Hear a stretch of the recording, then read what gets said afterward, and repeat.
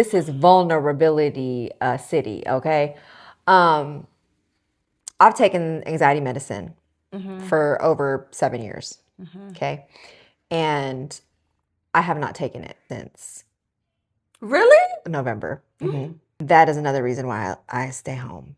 It's I'm a gonna good thing, tell right? you. Or am I tripping? It's good. I think I'm tripping. Okay. It's a good thing.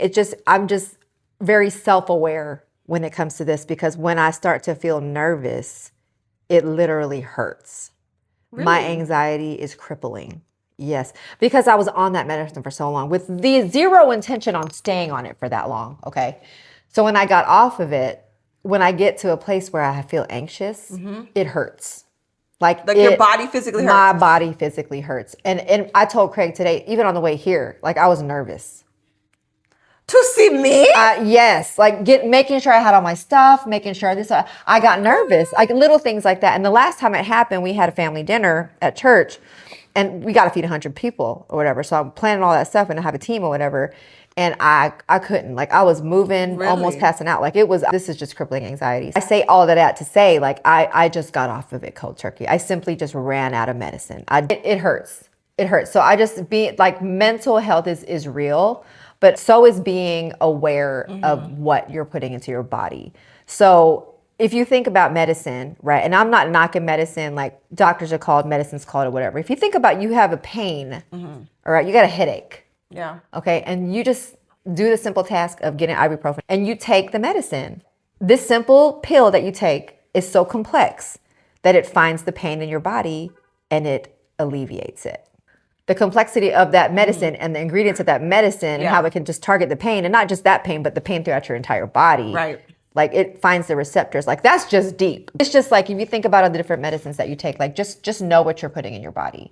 100%. You know, it's Do really you feel important. though, like since you haven't been on your medication, like how are you feeling, and have you developed new coping mechanisms outside of staying home to like help with how you're feeling? Like have you developed new ways to deal with it, or do you just feel like, no, I can't do this?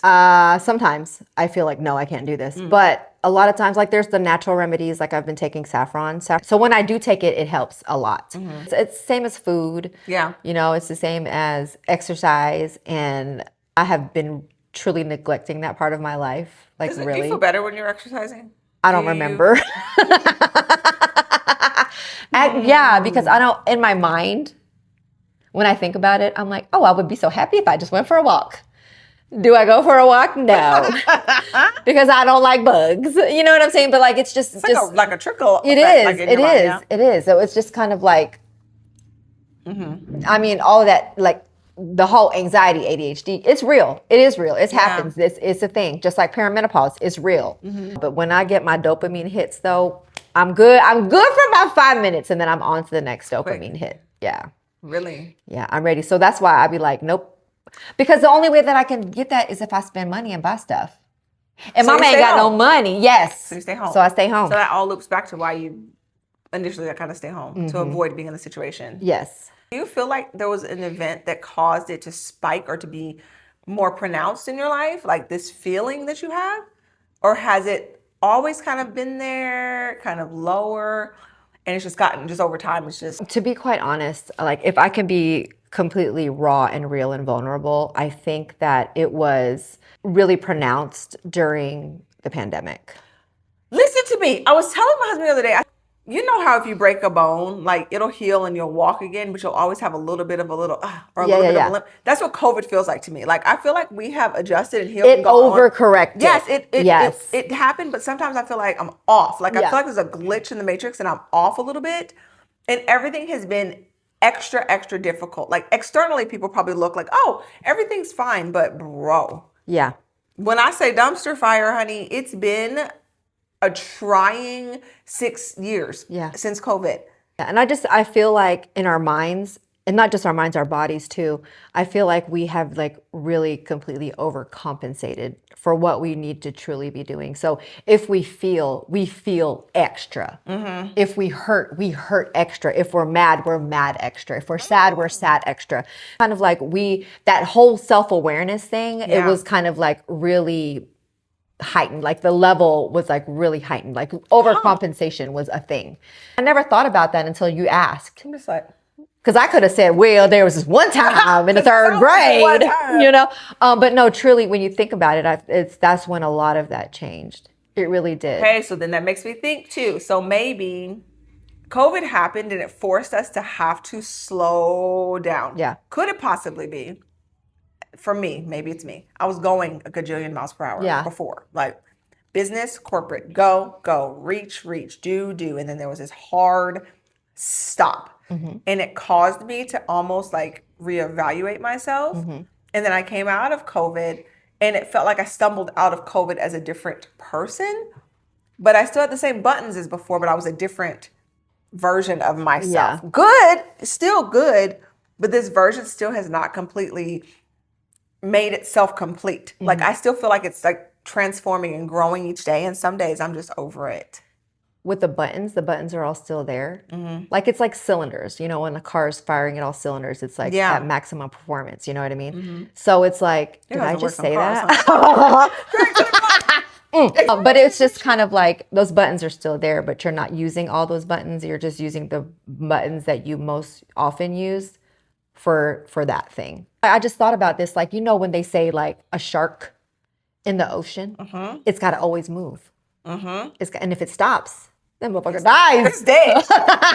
Where you going? Yeah, he died. That Now, here's the deal, though. Like, I'm gonna be honest. Like, when the pandemic, I loved it. I do too. I loved it, the girl. streets were It was clear. like The air a felt better. needed Yes, break. Lord, A I loved needed it. break for our bodies and our minds and our thoughts and things like that. But then at the same time, like I said, we were overcompensating, thinking too much, thinking like, am I supposed to be doing this? Am I supposed to be? Our nervous system, girl. My nervous system is jacked. Okay. Survival mode. Okay. So I'm going to tell you right now, as women, we naturally think we got to keep everything above water, keep our heads above water. And so a lot of times we don't say much. We haven't said much. That's what it is. We have not said Girl, we're much. getting to it. Right. We're getting to the point here. I'm But gonna fall out the once we got to our 40s, we were like, I'm getting my life. Yeah. Listen to me when I say this to you. Yeah. You know what I'm saying? And so Yes. now it's coming out, spilling over sideways.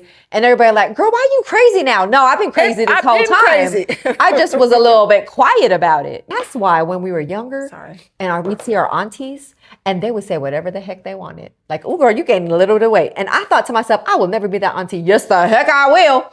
I will now. I'm like, where's your boyfriend?